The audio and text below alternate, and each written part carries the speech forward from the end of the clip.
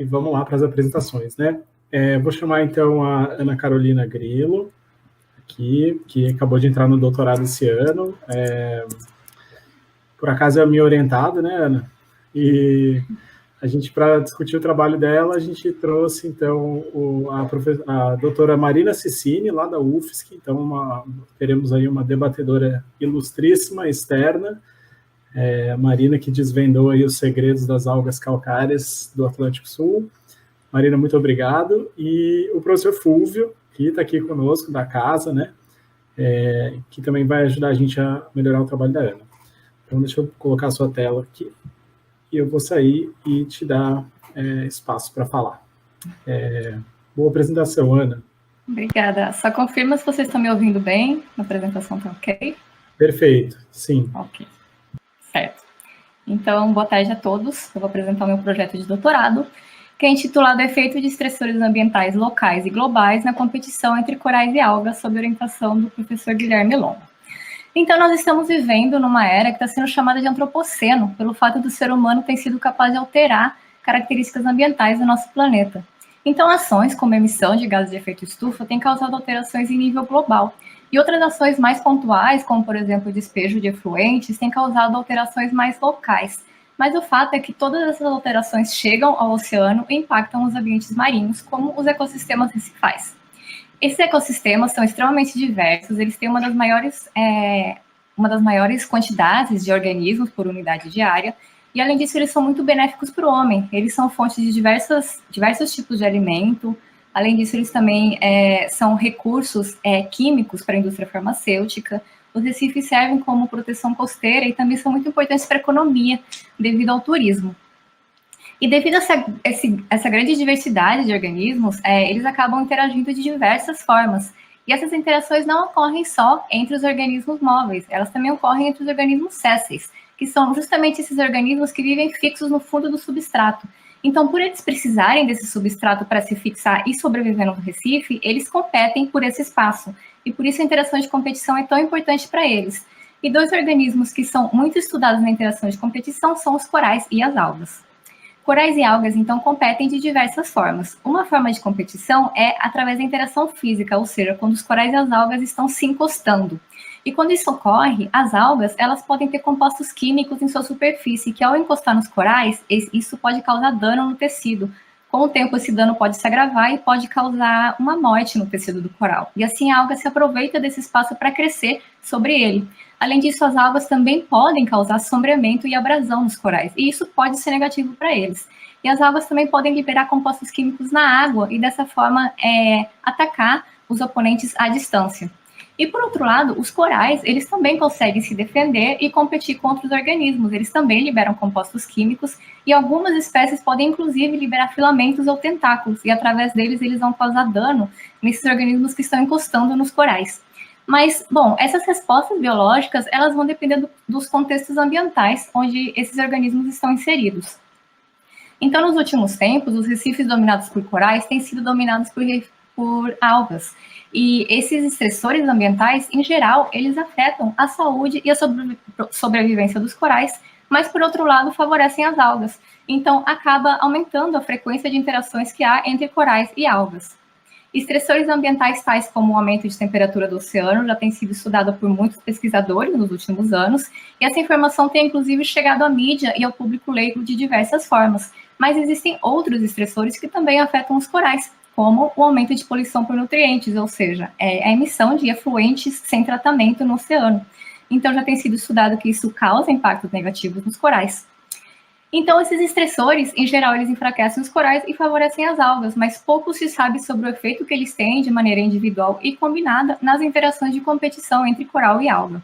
Então, o objetivo do meu trabalho é estudar a interação de competição entre corais e algas em diferentes cenários. Para isso, a gente dividiu a tese em 4 capítulos. O primeiro e o segundo vão trabalhar com o aumento de nutrientes na interação de competição. O terceiro capítulo, o aumento de nutrientes e de temperatura, e no quarto capítulo a gente vai trabalhar a comunicação de corais durante a competição. Então, no primeiro capítulo, a gente vai analisar o efeito do aumento de nutrientes na competição entre corais e algas através de um experimento de manipulação em campo. A gente vai fazer isso aqui nos Parrachos do Rio Grande do Norte. Então, a gente vai simular o aumento de nutrientes através do fertilizante do tipo osmocote, que são fertilizantes granulados de liberação controlada. A gente vai trabalhar com 2 espécies de coral, a Siderastrea e a Millepora, e uma espécie de alga que seja naturalmente abundante nos recifes. A gente vai selecionar essas 2 espécies de corais e a gente vai escolher, então, 12 colônias de cada uma dessas espécies no recife e colocar algas ao lado dessas colônias para simular a interação de contato físico entre elas. E ao lado de metade dessas colônias, a gente vai colocar estacas com bolsinhas com fertilizantes para simular o aumento de nutrientes. E a gente vai retornar, então, ao campo 24 horas depois para avaliar a saúde dos corais e das algas e do resultado da interação. E depois retornamos 2 semanas depois para avaliar o resultado final. A gente também vai coletar tecidos desses organismos para fazer análise de isótopos estáveis e assim verificar se os organismos estão realmente absorvendo esses nutrientes do fertilizante. Então, como que a gente vai avaliar a situação, a saúde dos corais e das algas e da competição? A gente vai avaliar isso principalmente através da coloração, porque mudanças na pigmentação, branqueamento, ou quando os corais ou algas ficam um pouco desbotados, isso é um sinal de saúde. A gente também vai ver a presença de lesão ou morte tecidual nos organismos, principalmente na interação de contato. Então, nessas fotos aqui, são corais que não são brasileiros, mas é para mostrar essa interação. Quando essa alga foi retirada, esse foi o estrago que ela causou no coral, o coral ficou branqueado e com marcas de lesão. Além disso, nesses corais da direita, esse daqui, ao retirar a alga, essa parte é o esqueleto do coral, então ele morreu. E esse outro coral aqui também sofreu branqueamento. Além disso, a gente também vai avaliar a eficiência fotossintética dos corais, ou seja, a gente vai ver se as algas simbiontes dos corais estão realizando fotossíntese da maneira como era esperado em situações normais. E a gente também vai avaliar o crescimento das algas. Então, a gente espera que os corais do tratamento com fertilizante, as algas do tratamento com fertilizante tenham uma vantagem competitiva, ou seja, que aqui os corais tenham uma maior área tecidual descolorida ou com lesão ou branqueamento, que os corais tenham uma menor eficiência fotossintética e que as algas sejam maiores. E como a gente está trabalhando com 2 espécies de corais, a gente também espera que a resposta desses corais sejam diferentes. A espécie Siderastrea tem se mostrado bastante resistente em questões de mudança de temperatura e aumento de temperatura. Então, a gente também espera que ela seja um pouco mais resistente que a Millepora. No segundo capítulo, a gente vai continuar trabalhando com aumento de nutrientes, mas aqui a gente vai avaliar esse efeito ao longo do gradiente de poluição em Fernando de Noronha. Então, Noronha é um lugar que sofre bastante com a ocupação antropogênica devido ao turismo, e além disso, grande parte do esgoto da ilha é jogada no mar sem nenhum tratamento. Então, a gente vai amostrar 16 pontos ao redor da ilha, em 2 estações. Esses pontos vermelhos são onde há uma maior ocupação humana, onde ocorre despejo de efluentes, e onde também há pequenos cursos d'água que podem transportar esses nutrientes. Então, a gente vai amostrar as interações ao longo de transectos subaquáticos de faixa, de 10 metros por 1 metro, e aí, ao longo de toda essa faixa, a gente vai amostrar todos os corais que ocorrerem ali. A gente vai identificar os corais em nível de espécie, medir eles e ver a questão de saúde e coloração dos corais. E, além disso, a gente vai analisar a interação de contato que ele está realizando com os organismos em volta. Ou seja, a gente vai ver quanto % do perímetro do coral está entrando em contato e com quais organismos. E, se possível, a gente também vai avaliar quem está ganhando e perdendo a competição. Ou seja, quando o coral tem uma borda branqueada ou com lesão, isso é um indicativo de que ele está perdendo a competição para esses organismos em contato. E nós esperamos, então, que os sítios mais poluídos favoreçam as algas, ou seja, que haja uma maior interação física entre algas e corais, em frequência e abundância de interações. E também esperamos que haja uma maior proporção de corais com bordas branqueadas ou com lesão. No terceiro capítulo, a gente vai levar as variáveis abióticas para o laboratório e avaliar o efeito do aumento de nutrientes junto e separado com temperatura na competição. Então, aqui, nós também vamos trabalhar com 2 espécies de coral, a Millepora e a Siderastrea. E nós vamos ter 4 tratamentos. Em cada um desses tratamentos, nós vamos ter 3 tanques. Um tanque vai ser somente com colônias de coral das 2 espécies. No segundo tanque, a gente vai ter essas colônias de coral interagindo fisicamente com algas. E no terceiro tanque, a gente vai ter somente algas. Então, no primeiro tratamento, que é o controle, a gente vai ter condições ideais de temperatura e concentrações ideais de nutriente. E a gente vai avaliar a resposta dos corais ao longo do tempo. No segundo tratamento, a gente vai colocar os organismos com aumento na concentração de nutrientes, mas aqui a temperatura vai se manter ambiente.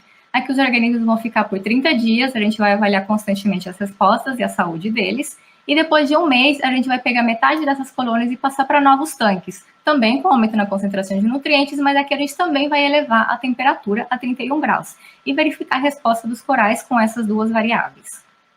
E no terceiro tratamento, a gente vai manter a concentração de nutrientes ideal, mas vai somente aumentar a temperatura para então comparar esse tratamento com os demais.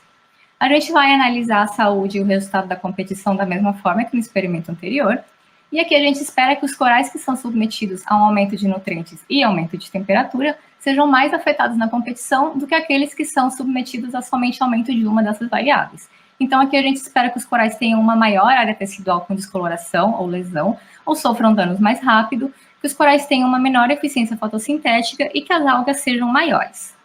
Também, como a gente está trabalhando com duas espécies, esperamos, mais uma vez, que a resposta dessas espécies de corais sejam diferentes, que a Siderastreia seja mais resistente do que a Millepora.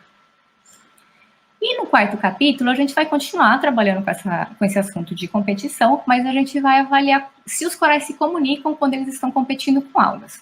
Então, experimentos com plantas mostraram que quando uma planta está sendo comida por um herbívoro, ela libera substâncias químicas no ar que sinalizam a plantas vizinhas. E essas plantas vizinhas, então, ao receberem esses sinais, elas se tornam mais resistentes à herbivoria. Essa comunicação entre organismos também já foi verificada em recife de coral, através da liberação de substâncias químicas na água. Então, um exemplo clássico envolve a liberação de substâncias químicas por algas calcárias. Essas substâncias, elas sinalizam a larvas de corais para que elas se fixem no substrato e sofram metamorfose de larvas para corais juvenis. E um outro trabalho também verificou que algumas espécies do gênero Acrópora, do Indo-Pacífico, elas conseguem liberar substâncias químicas na água que sinalizam aos seus peixes hospedeiros, peixes que vivem naturalmente entre os ramos desses corais. E esses peixes são sinalizados justamente para se alimentar das algas que estão crescendo em volta desse coral. Então, nesse contexto, esse capítulo tem como objetivo investigar se os corais são capazes de se comunicar quando eles estão competindo com algas e se os corais que estão recebendo essa sinalização se tornam de alguma forma mais resistentes à competição. Então, para isso, a gente vai simular essas interações de contato com uma espécie de coral, a Millepora, e com uma alga. E a gente vai ter 3 tratamentos. No primeiro tratamento, a gente vai ter grupos de 4 organismos replicados no mesmo tanque. Aqui eu separei só para melhorar a visualização. Mas esses 4 organismos são um coral interagindo fisicamente com uma alga, e outros 2 corais que não estão interagindo fisicamente com ninguém, mas eles estão recebendo, se é que eles existem, as pistas químicas desse coral e dessa alga que estão interagindo. Esses corais vão ficar aqui por 24 horas e depois de um dia a gente vai adicionar uma alga nesse segundo coral para avaliar a resposta dele depois de ser sinalizado. Esse terceiro coral não vai interagir com ninguém, ele vai agir como um controle. E a gente vai, então, analisar a resposta desses corais. No segundo tratamento, a gente vai ter corais e algas no tanque, mas nenhum deles vai estar interagindo fisicamente. E depois de 24 horas, a gente vai adicionar uma alga e avaliar a resposta desse coral com essa alga, sem ter recebido sinalização química de outro coral interagindo. E no terceiro tratamento, a gente vai ter somente corais no tanque. Depois de 24 horas, a gente vai adicionar uma alga neles e ver a resposta deles em relação aos outros 2 tratamentos. A gente vai avaliar a competição da mesma forma que nos experimentos anteriores. E a gente espera, então, que no primeiro tratamento os corais recebam sinalização química de outros corais que estavam competindo com algas, e assim eles sejam mais resistentes, ou seja, menos afetados na competição. Esperamos que eles sejam menos branqueados, ou demorem mais tempo para branquear, e tenham uma maior eficiência fotossintética. Se a gente conseguir comprovar que existe essa sinalização entre corais, a gente vai replicar esse experimento com o aumento de nutrientes e temperatura para ver se essas variáveis afetam de alguma forma essa competição, e também pretendemos replicar com outras espécies em diferentes ambientes recifais. Então, esse é o meu cronograma. Eu vou iniciar pelo último capítulo, esse experimento de sinalização, agora no final do ano, e também no final do ano, no início do ano que vem, no verão, a gente vai começar a fazer o experimento de fertilização em campo, aqui nos Parrachos. No ano que vem, a gente tem previstas as saídas para Noronha, e o terceiro ano está reservado para o experimento de laboratório. E aí, então, temos o final do terceiro ano e o quarto ano, que também está reservado para a minha saída do país. Eu estou atualmente tramitando um doutorado em cotutela com a James Cook University da Austrália, sob orientação da professora Mia Hugenboom. Eu participei mês passado do Congresso Internacional de Recife de Coral, versão virtual, e a versão presencial está prevista para ocorrer no ano que vem. e também pretendo participar de outros congressos ao longo do meu doutorado. Gostaria de agradecer os apoiadores financeiros desse projeto. E gostaria de agradecer também a Marina e ao professor Fúvio pela discussão que teremos agora. Muito obrigada.